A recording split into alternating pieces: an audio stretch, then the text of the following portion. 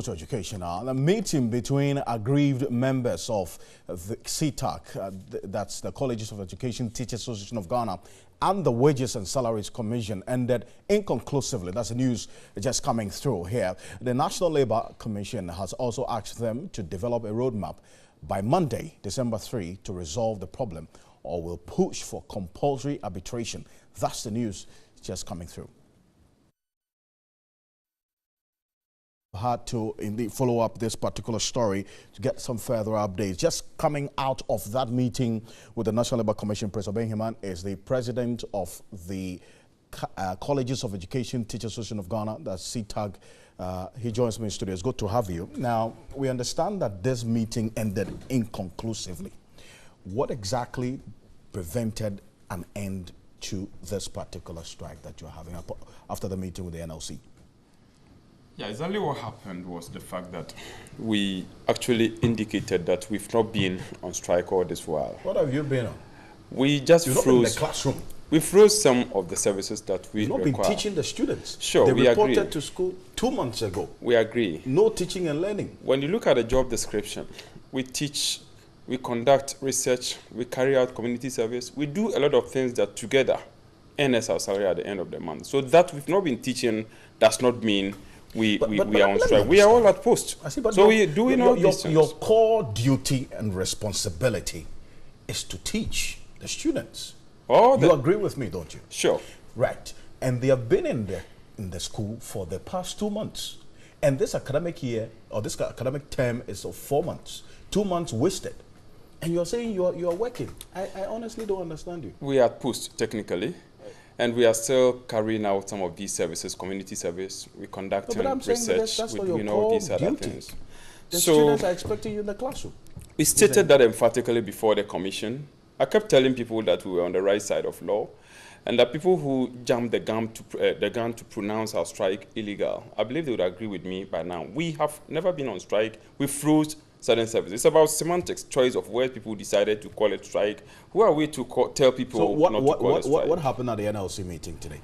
Well, at the end of the day, the NLC wanted us to, call the strike off as they wanted to call it. For us, we said it wasn't a strike action. We froze service. So to defreeze the services that we frozen all this while. And then arrangements will be made, as it were, to pay us the November salary that we kept saying has been unlawfully withheld. Why do you want your November salaries to be given to you? Because I understand the NCT, that's the National Council for Tertiary Education, and the ministry took this decision. And you say it is illegal. We kept saying it wasn't their mandate to decide that the strike, the action was illegal and that they were not going to pay. We kept saying that. And indeed, the agreement was that they were going to restore the November salary and that we were to start work immediately, and then we were to engage with the Fair Wages and Salaries Commission, as it were, to be able to find solution. But we were not satisfied with that. Why? Was you give us that open-ended roadmap, as it were, without any timelines. We find it difficult. If you say that our salary will be restored. But I understand by December 3, there's supposed to be a certain plan in place that you're supposed to follow. That was after we had rejected or we had failed to reach agreement. So now that there are timelines and there are dates, are you going to call off the strike? I will not say that we are on strike. We are not going to defreeze the services. So are you going to start teaching or defreeze your services? Sure, we wouldn't, as Why? it were. We still remain where we are. But you've got a date. You've got a deadline. You've got some deadlines and a roadmap to what you're asking for.